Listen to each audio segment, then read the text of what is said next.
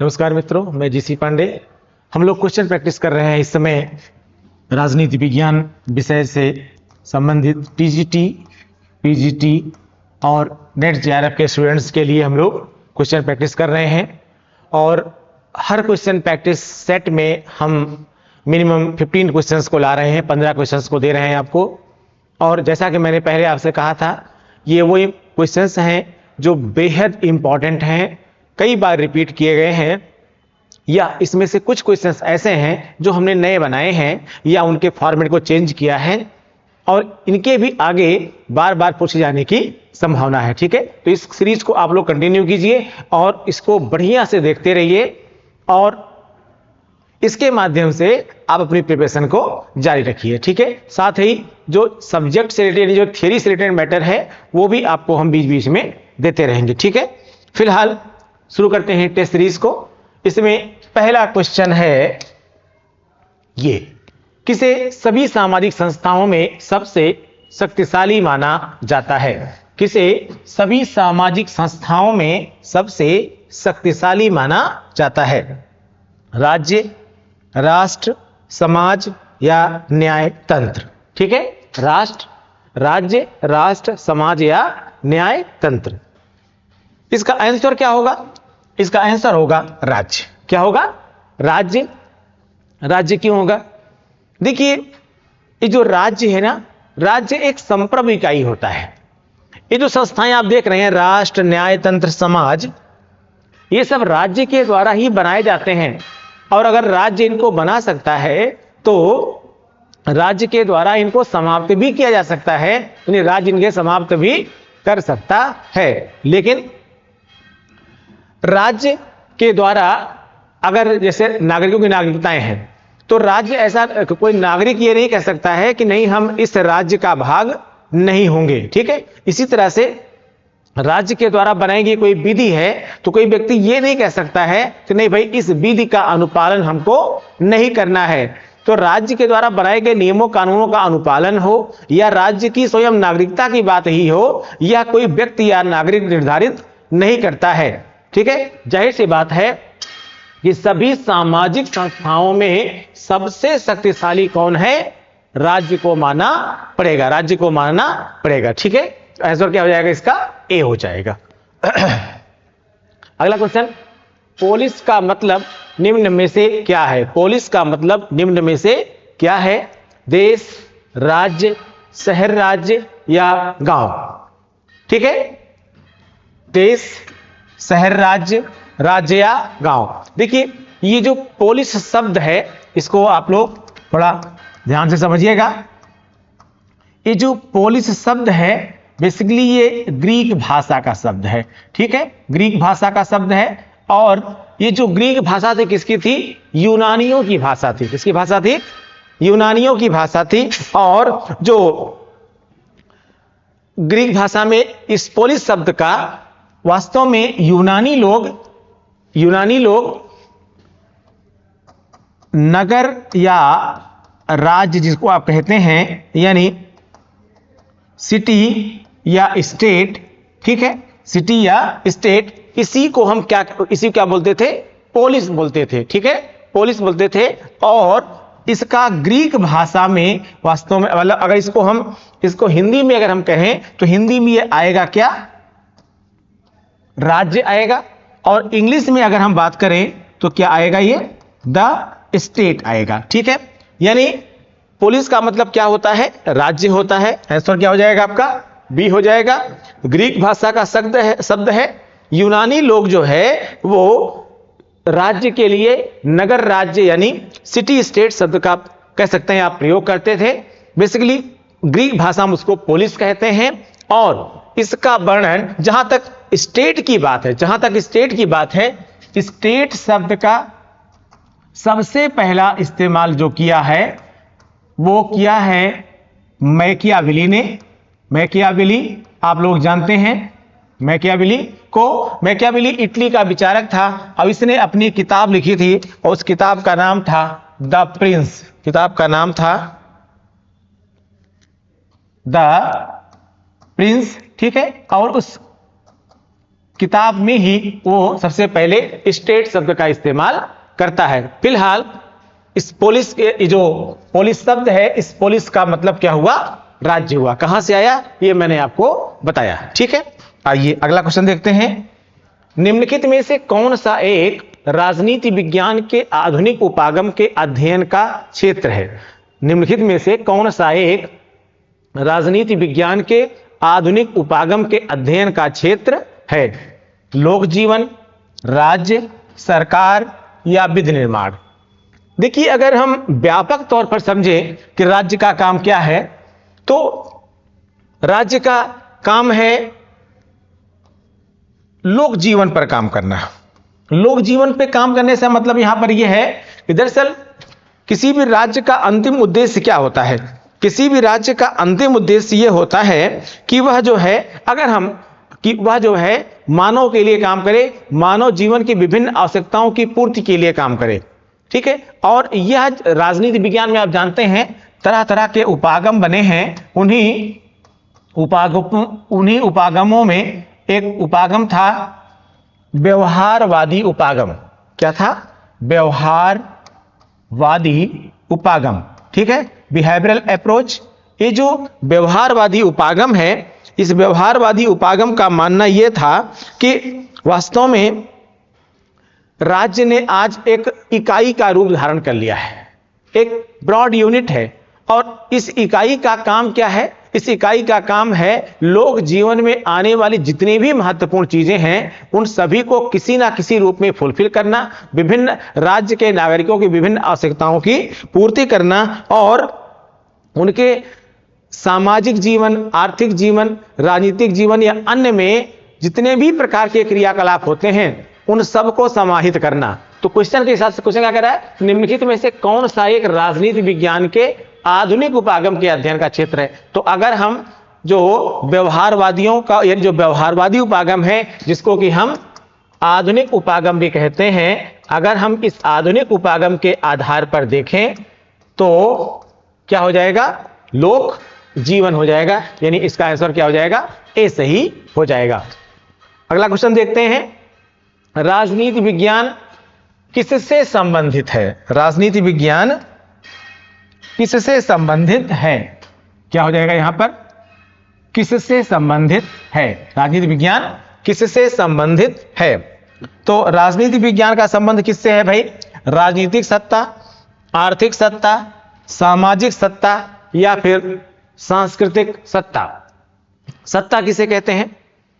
सत्ता का मतलब होता है शक्ति या पावर।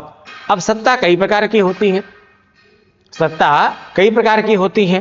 उनमें एक सत्ता राजनीतिक सत्ता भी है, तो दूसरी आर्थिक सत्ता भी है, और इसके अलावा जो है वो सांस्कृतिक सत्ता भी है, सामाजिक सत्ता भी है, ठीक। तो देखिए, हर विषय का एक संबंध होता है। जैसे अगर हम कहें कि सामाजिक विज्ञान का किससे संबंध है, सामाजिक विज्ञान का संबंध किससे है, तो हम क्या कहेंगे कि सामाजिक विज्ञान का संबंध जो है वो किससे है?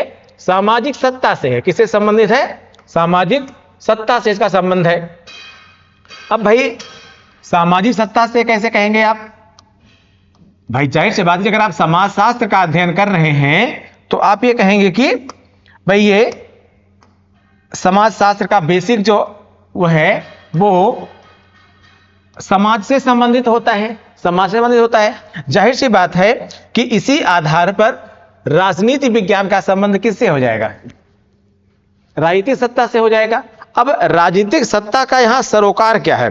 बेसिकली होता क्या है कि राजनीतिक सत्ता या राजनीतिक दृष्टिकोण या राजनीति विज्ञान का काम है मानवीय जीवन में आने वाले समस्त प्रकार के क्रियाकलाप, चाहे वो आर्थिक क्रियाकलाप हो, मैंने कहा चाहे वो सामाजिक क्रियाकलाप हो, प्रशासनिक क्रियाकलाप हो या अन्य क्रियाकलाप हो, सभी इसी के अंतर्गत ही आ जाते हैं। इसलिए साफ साफ कि राजनीति विज्ञान का संबंध किससे है? राजनीतिक सत्ता से है। क्योंकि अगर राजनीतिक सत्ता रहेगी तो ही तो आप कुछ भी कर पाएंगे, अगर राजनीतिक सत्ता ही नहीं रहेगी तो आप क्या कर पाएंगे? ठीक है, अगला क्वेश्चन। निम्नलिखित कथनों पर विचार कीजिए तथा नीचे दिए गए कूट से सही उत्तर का चयन कीजिए। पहला कह रहा है कि राजनीति विज्ञान राजनीति का व्यवस्थात्मक अध्ययन है। दूसरा कह रहा है यह सैद्धांतिक और शोधपरण है। ठीक है, कह रहा है कि निम्नलिखित कथनों पर विचार कीजिए तथा नीचे दिए गए कूट से सही उत्तर का चयन कीजिए। सही उत्तर आपको चुनना है। पहला कह रहा है राजनीति विज्ञान राजनीति का व्यवस्थात्मक अध्ययन है। बिल्कुल, अभी इससे पहले क्वेश्चन यही आया कि राजनीति का व्यवस्थात्मक अध्ययन ही क्या है, राजनीति है। यह बिल्कुल सही है। अगला कह रहा है कि यह सैद्धांतिक और शोधपरक है। यह सैद्धांतिक और शोधपरक है। बिल्कुल, यह थ्योरेटिकल भी है और इस पर एक व्यापक रिसर्च की संभावना है। व्यापक रिसर्च इस पर किया जा सकता है। फिर तीसरा कह रहा है कि यह पूर्णतः वैज्ञानिक और पूर्णतः नैतिकवादी है ना, ये नहीं है। यह पूर्णतः वैज्ञानिक या पूर्णतः नैतिकवादी मेरे हिसाब से नहीं है। क्यों नहीं है भाई? ऐसा इसका पीछे कारण है। उसके ऐसा मैं इसलिए कह रहा हूं कि पूर्णतः वैज्ञानिक या नैतिकतावादी नहीं है, क्योंकि दरअसल राजनीति विज्ञान हो, लोक प्रशासन हो या अन्य सामाजिक विषय हैं, जितने भी इस प्रकार के विषय हैं, इन सभी विषयों में साथ ये समस्याएं नहीं हैं कि इन्हें कुछ लोग क्या कहते हैं कि ये वैज्ञानिक विषय हैं और कुछ लोग इन्हें क्या मानते हैं कि ये कलात्मक विषय हैं। दरअसल यह द्वंद्व अपने आप में चलता रहता है, लेकिन अगर निष्कर्ष के तौर पर हम ये बात कहें कि वास्तव में वैज्ञानिक विषय उसे ही माना जाना चाहिए जो विभिन्न गणनीय क्रियाओं के परिणाम स्वरूप एग्जैक्ट रिजल्ट दे। यानी जब हम कोई कैलकुलेशन करें, जैसे हमने भाई ये मान के हमने विज्ञान में विभिन्न प्रकार के सिद्धांत बनाए, अब सिद्धांतों का जो परिणाम होता है वह एग्जैक्ट ऐसे ही होता है। यानी अगर आर्किमिडीज का सिद्धांत यहां पर लागू हो रहा है तो वहीं पर वहां पर भी लागू होगा। अगर न्यूटन के नियम यहां पर हैं तो न्यूटन के नियम वहां पर भी लागू होंगे, नहीं कहीं पर भी लागू होंगे। लेकिन राजनीति विज्ञान में आप ऐसा नहीं कह सकते हैं कि जो राजनीति जो है हम यहां पर कर रहे हैं और वह यहां पर काम कर जा रही है, वही राजनीति आप कहिए यूरोप में करें, अमेरिका में करें, नहीं चल पाएगी। क्यों नहीं चल पाएगी? क्योंकि वहां पर सर्कमस्टांसेस अलग हैं, वहां का समाज अलग है। ठीक है, तो जाहिर सी बात है यहां पर प्रक्रिया अगर वही है तो भी परिणाम बदल जाएगा। इस आधार पर इसको आप पूरी तरह से वैज्ञानिक यानी पूर्ण वैज्ञानिक इसको आप नहीं मान सकते हैं। मेरे हिसाब से यह गलत है। और क्या कह रहा है? इससे यदि अच्छा राजनीति विज्ञान होना है तो इसे दर्शनात्मक और वैज्ञानिक होना पड़ेगा। इसे यदि अच्छा राजनीति विज्ञान होना है तो इसे दर्शनात्मक और वैज्ञानिक होना है। बिल्कुल, अगर वास्तव में हम यानी पूर्ण अभी भी नहीं किया रहे कि पूर्ण विज्ञान की बात अभी भी नहीं हो रही है, अच्छा राजनीति विज्ञान यानी राजनीति विज्ञान में भी अच्छा राजनीति विज्ञान अगर होना है तो इसे क्या होना पड़ेगा? दर्शनात्मक यानी फिलोसफिकल और साइंटिफिक यानी वैज्ञानिक होना पड़ेगा। बिल्कुल सही है, ये भी सही है। तो इस तरह से इसमें 1 सही है, 2 सही है और 4 सही है। किस विकल्प में है भाई? 1, 2 और 4 इस विकल्प में है, यानी इसका आंसर क्या हो जाएगा? सी हो जाएगा। ठीक है, चलिए अगला क्वेश्चन देखते हैं। रटिए मत, समझने की कोशिश कीजिए, बाकी चीजें अपने आप समझ में आ जाएंगी।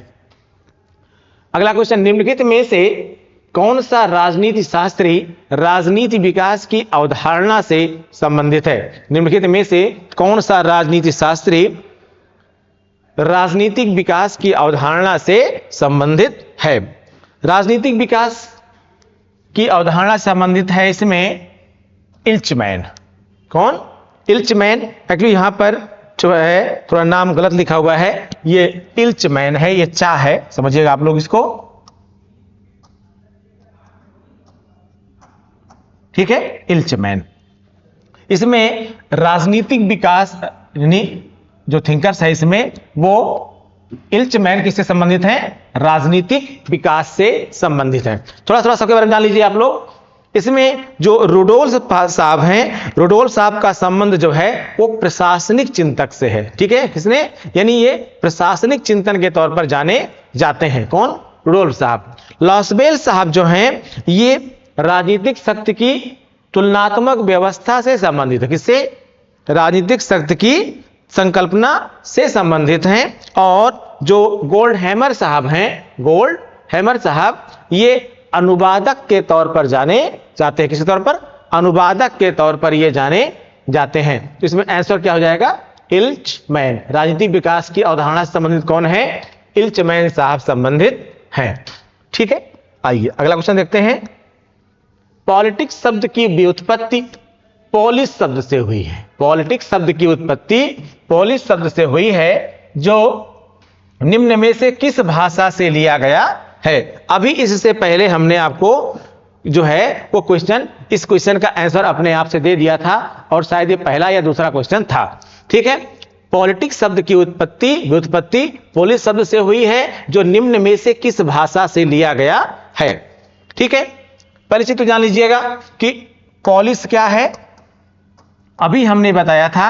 अच्छा, आंसर साहब बता दीजिए। फ्रांसीसी, यूनानी, लैटिन और जर्मन। आंसर होगा इसमें यूनानी। क्या होगा आंसर? यूनानी भाषा संबंधित है, और यूनानी भाषा को ही अभी हमने इससे पहले बताया था, यूनानियों की भाषा क्या थी? ग्रीक भाषा। ठीक है, ग्रीक। तो जो ये पोलिश है, पोलिश शब्द है, ये किस भाषा का शब्द है भाई? ये ग्रीक भाषा का शब्द है। किसका संबंध है? शब्द है ग्रीक भाषा का शब्द है। और ये जो पोलिश शब्द है, इसी पोलिश शब्द से ही बाद में क्या बना? पॉलिटिक्स शब्द बना। पॉलिटिक्स शब्द बना। ठीक है, और ये पॉलिटिक्स की ये जो बुक है, या कह सकते हैं जो शब्द है, इसका सबसे पहले इस्तेमाल भी किसने किया? अरस्तु साहब ने किया।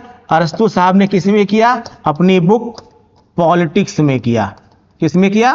पॉलिटिक्स में किया। और पॉलिटिक्स में उन्होंने बहुत सारी बातें की, इसीलिए एक व्यवस्थित राजनीति शास्त्र के तौर पर अरस्तु साहब को राजनीति विज्ञान का जन्मदाता भी माना जाता है। ठीक है, अगला क्वेश्चन देखते हैं हम लोग। किसने कहा राजनीति शास्त्र का राज्य से आरंभ? राजनीति शास्त्र का राज्य से प्रारंभ और राज्य के साथ ही अंत होता है। राज्य से प्रारंभ और राज्य के साथ ही अंत भी होता है। देखिए, राजनीति की कहां जाती है? राज्य पर की जाती है। तो वास्तव में किसी भी राजनीति का आरंभ ही राज्य से होता है, और जाहिर सी बात है उसका अंत भी क्या हो जाएगा? राज्य ही हो जाएगा। अब थोड़ा सा जरा इसको देखते हैं हम आप कि एक्चुअली इसके पीछे कारण क्या था। एक थिंकर्स थे, आप जानते होंगे, गार्नर साहब। ठीक है, गार्नर साहब ने भी इस टाइप का एक स्टेटमेंट दिया था। ठीक है, गार्नर साहब ने इस टाइप का एक स्टेटमेंट दिया था, और उस स्टेटमेंट में ये स्टेटमेंट दिया किसमें था? गार्नर साहब ने दरअसल एक किताब लिखी थी, political science and governor. Garner ने एक किताब लिखी थी, पॉलिटिकल साइंस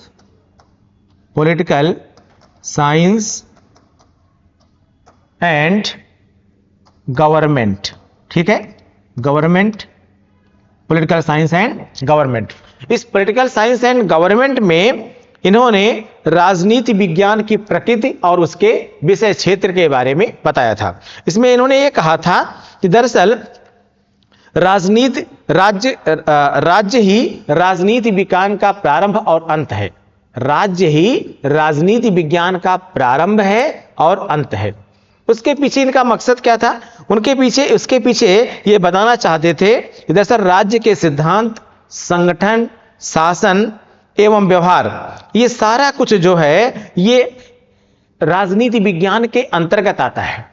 किंतु यह किया कहां जाता है? वास्तव में यह सब राज्य के अंतर्गत ही आता है। ठीक है, जहां तक है, अगर राजनीतिक क्रियाकलाप को आप देखेंगे तो राज्य शब्द राज्य के परिसीमा में ही आते हैं।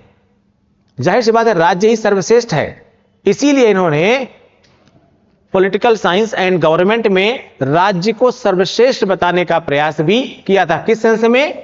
पॉलिटिक्स के लिए, कि पॉलिटिक्स के लिए राज्य ही सब कुछ है। इसीलिए ये क्या कहते हैं कि पॉलिटिक्स यानी राजनीति शास्त्र का प्रारंभ कहां से हो रहा है? राज्य से हो रहा है, और राज्य के साथ ही इसका अंत भी हो जाता है। ठीक है, तो आंसर क्या हो जाएगा इसका भाई? गार्नर। क्या हो जाएगा? गार्नर हो जाएगा। आइए, राजनीति विज्ञान समाज विज्ञानों का वह भाग है जिसका संबंध राज्य के आधार और सरकार के सिद्धांतों से होता है। राजनीति विज्ञान समाज विज्ञानों का वह भाग है जिसका संबंध राज्य के आधार और सरकार के सिद्धांतों से होता है। यह किसका वक्तव्य है? बिलोवी, सीले, पॉल जेनेट और गार्नर। ठीक है, इसका आंसर हो जाएगा डेविड। इसका जो बेसिकली आंसर हो जाएगा इसका वो पॉल जेनेट हो जाएगा। क्या हो जाएगा? Paul Janet. पॉल जेनेट साहब ने क्या किया था? पॉल जेनेट ने पॉलिटिकल साइंस को डिफाइन करते हुए यह कहा था कि राजनीति विज्ञान समाजों का वह भाग है, समाज विज्ञानों का वह भाग है जिसमें राज्य के आधार और सरकार के सिद्धांतों पर विचार किया जाता है। लेकिन वहीं पर सीले साहब ने भी कुछ बताया। किसके बारे में? पॉलिटिकल साइंस के बारे में। सीले साहब ने कहा था कि राजनीति शास्त्र, याद किया गया यहां पर, राजनीति शास्त्र उसी प्रकार शासन के तत्वों की खोज करता है जैसे कोई जीव विज्ञान है, जीव शास्त्र है तो वो जीवों की खोज करता है। कोई समाज विज्ञान या समाज शास्त्र है तो वह समाज की खोज करता है।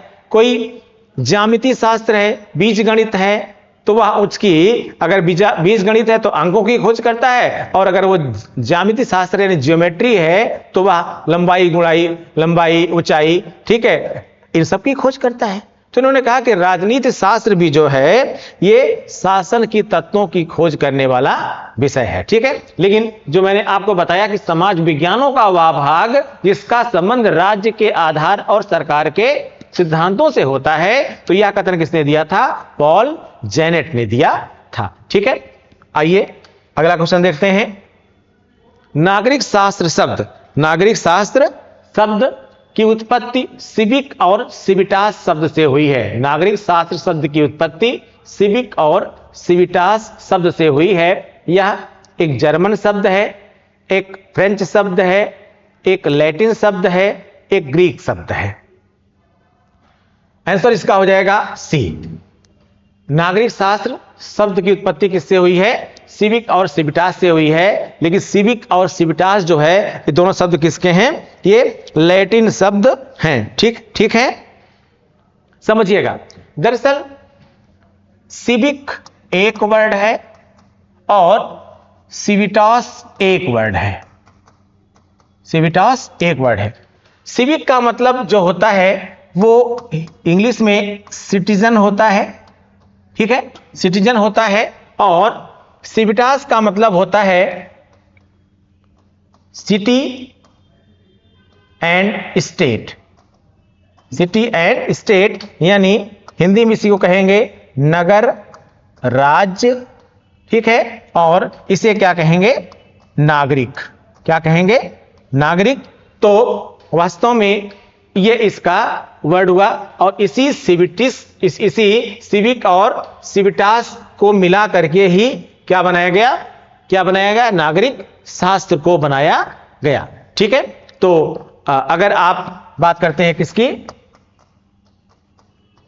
सिविक्स की, तो दोनों को मिलाकर किसको? सिविटास को और सिविक को मिलाकर क्या बनाया गया? सिविक्स बनाया गया, यानी नागरिक शास्त्र को बनाया गया। ठीक है, आइए अगला क्वेश्चन देखते हैं। राजनीति का संबंध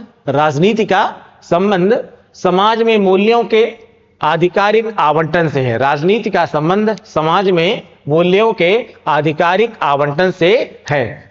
राजनीति का संबंध समाज में मूल्यों के आधिकारिक आवंटन से है। ठीक है, मूल्यों के आधिकारिक आवंटन से है।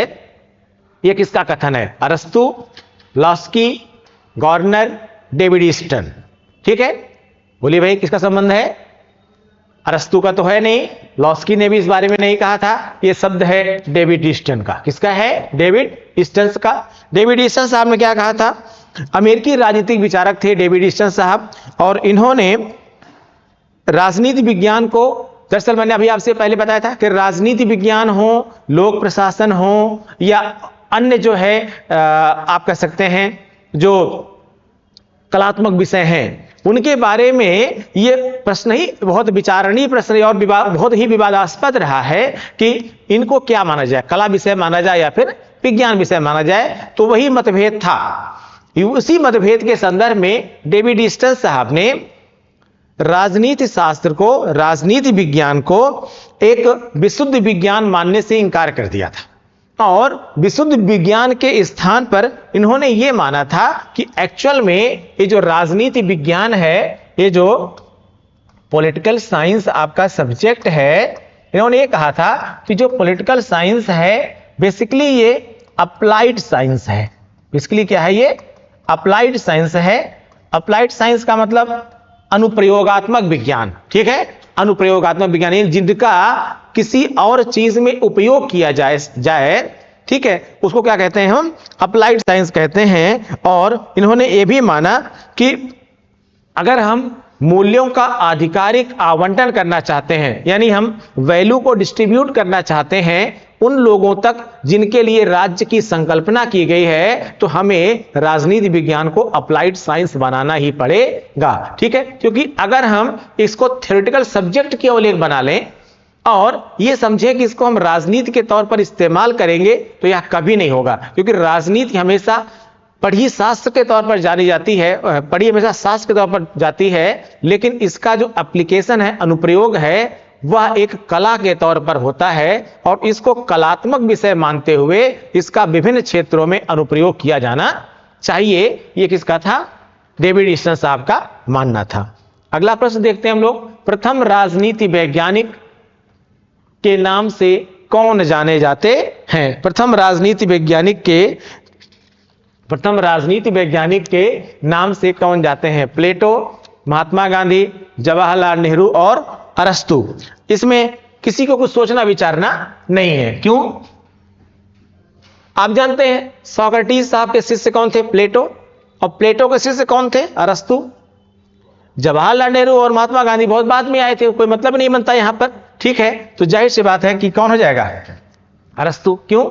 जब हम अरस्तु साहब को, अभी हमने आपको इससे पहले बताया था, जब हम इन्हें फादर ऑफ पॉलिटिक्स मानते हैं, ठीक है, फादर ऑफ पॉलिटिकल साइंस मानते हैं, ठीक है, फादर ऑफ पॉलिटिकल साइंस मानते हैं। क्यों मानते हैं? बहुत सारा काम किया था इन्होंने कौन सी बुक लिखी थी?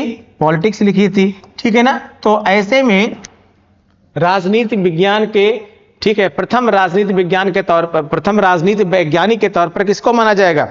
अरस्तु साहब को ही माना जाएगा, ठीक है। इसमें आंसर क्या हो जाएगा भाई? अरस्तु साहब हो जाएंगे, ठीक है। आइए अगला क्वेश्चन देखते हैं। राजनीति विज्ञान को स्वतंत्र विज्ञान का रूप निम्न में से किस विचारक ने दिया? प्लेटो, मार्क्स, हेगल, अरस्तु। विशुद्ध विज्ञान, राजनीति विज्ञान को विशुद्ध विज्ञान किसने माना? प्लेटो ने माना, मार्क्स ने माना, हेगल ने माना या फिर अरस्तु ने माना? किसने माना? अरस्तु साहब ने माना। किसने माना? अरस्तु ने माना। यहां पर हम इसको एक एरर भी कह सकते हैं, लेकिन तत्कालीन संदर्भ में ये कुछ भी गलत नहीं था। अरस्तु राजनीति विज्ञान को एक स्वतंत्र विज्ञान मानते थे, विशुद्ध विज्ञान भी कह सकते हैं आप इसको मानते थे, ठीक है। यानी ये मानते थे, इनका ये मानना था कि राजनीति विज्ञान किसी से बंधा हुआ नहीं है, बल्कि क्या है, यह एक जो है पृथक विषय है, स्वतंत्र विषय है और वैज्ञानिक विषय है। इन्होंने वैज्ञानिक अवधारणाओं के आधार पर, चूंकि आप जानते हैं अरस्तु एक ऐसे चिंतक रहे हैं जिनको आप कई दूसरे अन्य विषयों में भी पढ़ते हैं, ठीक है, और इन्हें एक वैज्ञानिक के तौर पर भी जाना जाता है और आर्ट्स के सब्जेक्ट्स में इन्हें एक फिलोसफर या दार्शनिक के तौर पर भी जाना जाता है, ठीक है। अगला क्वेश्चन देख लेते हैं हम लोग। यह कथन किसका है कि बिना भूभाग के भी राज्य का अस्तित्व बिना, ठीक है, क्या हो जाएगा यहां पर? अस्तित्व।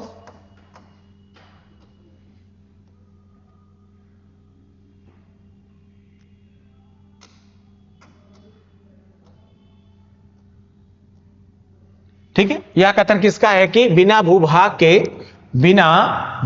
के भी राज्य का अस्तित्व रह सकता है। चिंतकों में गार्नर, मैकाइवर, सीले और बिलोवी, ठीक है। गार्नर, मैकाइवर, सीले और बिलोवी इसमें आंसर हो जाएगा सी। ये मानना था सीले साहब का। सीले साहब ये मानते थे कि बिना राज्य के भी बिना भूभाग के भी राज्य की संकल्पना की जा सकती है। ठीक है, एक इन्होंने लिखा है कि निश्चित भूभाग, ठीक है, निश्चित भूभाग या निश्चित प्रदेश राज्य का आवश्यक अंग नहीं है। ठीक है, निश्चित भूभाग या निश्चित राज्य जो है वो राज्य का अभिन्न अंग नहीं है या आवश्यक अंग नहीं है। ये अलग बात है कि आज के समय में जनसंख्या, निश्चित भूभाग, सरकार और संप्रभुता, निश्चित जनसंख्या, भूभाग, सरकार और संप्रभुता को राज्य का अनिवार्य अंग माना गया है। क्या माना गया है? जनसंख्या, निश्चित प्रदेश, सरकार और संप्रभुता ये राज्य के अनिवार्य अंग हैं। लेकिन अरस्तु साहब ने ऐसा, सीले साहब ने ऐसा नहीं माना था। लेकिन केवल सीले साहब ही ऐसे नहीं थे जिन्होंने ऐसा कहा था। ठीक है, यानी इस सेंटेंस को केवल सीले साहब ने भी नहीं कहा था। सीले साहब के साथ साथ एक और चिंतक थे, उनका नाम था लियोन। ठीक है, इनका नाम था लियोन। लियोन साहब ने क्या कहा था? पूरा नाम था Leon Digwit. Leon Digwit, Leon Digwit. इन्होंने क्या कहा था? इन्होंने कहा था कि अंतरराष्ट्रीय कानून के हिसाब से अगर देखा जाए तो आज का संदर्भ छोड़ दिया जाए, लेकिन बिना भूभाग के भी राज्य की संकल्पना की जा सकती है। जैसे तिब्बती लोगों के पास राज्य नहीं है। आज के समय में तिब्बत के मैक्सिमम अधिकतम लोग कहां पर हैं? भारत में हैं। ठीक है, धर्मशाला में निवास कर रहे हैं, पर आज भी उनके जो धार्मिक गुरु हैं या जो कुछ भी उनके राज्य के प्रमुख के तौर पर भी वो माने जाते हैं, वो यहां पर हैं। उनके पास राज्य का क्षेत्र नहीं है। इसके बावजूद भी वो एक तरह से राजा या उसके प्रमुख जो है वो बने हुए हैं। ठीक है, इसी प्रकार का स्टेटमेंट एक और साहब देते हैं और उनका नाम था हॉल। क्या नाम था? हॉल। ठीक है, तो सीले, लियोन डिग्विट और हॉल ये तीनों ही ये मानते थे कि बिना भूभाग के भी राज्य का अस्तित्व हो सकता है। ठीक है, तो इसके हिसाब से क्या हो जाएगा आंसर? सीले हो जाएगा। अगला क्वेश्चन, व्यक्ति का समस्त महत्व और उसकी संपूर्ण आध्यात्मिक यथार्थता जो कुछ उसे उपलब्ध है इसलिए है कि वह राज्य का सदस्य है। यह कथन किसका है? हीगल, गार्नर, जोड और बेसोफे। ठीक है, यह कथन है हीगल साहब का। किसने कहा था? हीगल साहब ने राज्य को सब कुछ माना था। उन्होंने माना था कि अगर आप राज्य के एक भाग हैं, यानी राज्य के एक नागरिक हैं, तो ऐसे में आपकी इंपॉर्टेंस, ठीक है, आपकी रियलिस्टिसिटी या जो कुछ भी उपलब्ध है वह इसलिए उपलब्ध है क्योंकि आप राज्य के क्या हैं? आप क्या हैं? राज्य के नागरिक हैं, राज्य के एक भाग हैं। ठीक है, और इनका स्टेटमेंट जो है वो गलत भी नहीं था। ठीक है, ये व्यक्ति और राज्य के संबंधों को लेकर ये उदारवादियों के विपरीत थे, जबकि उदारवादी ऐसा नहीं मानते हैं या व्यवहारवादी ऐसा मानते हैं कि व्यक्ति अपने सत्य, अपनी वास्तविक अस्तित्व और नैतिक पद की प्राप्ति का एक क्या है? एक भाग है, और वह राज्य का घटक है अगर, तो ही इन सब चीजों को प्राप्त कर सकता है। अगर वह राज्य का घटक नहीं है तो वह ये प्राप्त नहीं कर पाएगा। उन्होंने ये भी माना था कि व्यक्ति का समस्त महत्व और उसकी संपूर्ण आध्यात्मिक यथार्थता राज्य के अस्तित्व पर ही निर्भर भी करती है। यानी नागरिक के समस्त अधिकार, उसकी समस्त आवश्यकताएं, समस्त उसका प्रतिनिधित्व, समस्त उसकी आध्यात्मिक शक्ति या समस्त यथार्थता ये वास्तव में तभी निर्भर हो सकती, तभी रह सकती है जब वह राज्य का भाग हो, राज्य का नागरिक हो। अगर राज्य ही नहीं तो आप भी समाप्त। जैसे मैंने अभी तिब्बत का एग्जांपल दिया कि अगर पृथक राज्य ही वो समाप्त हो गया, चीन का एक भाग के तौर पर अगर चल रहा हो, तो ऐसी स्थिति में उसके नागरिकों का भी कोई पृथक अस्तित्व रह नहीं जाता है। ठीक है, तो ये थे कुल आपके 15 क्वेश्चन। ठीक है, और इसके बाद नेक्स्ट सेट हमारा आएगा अगले क्वेश्चंस को लेकर के। बने रहिए आप लोग लगातार, और पूरे सब्जेक्ट की तैयारी जैसा मैंने आपसे पहले वादा किया है वो हम जरूर करवाएंगे। Thank you.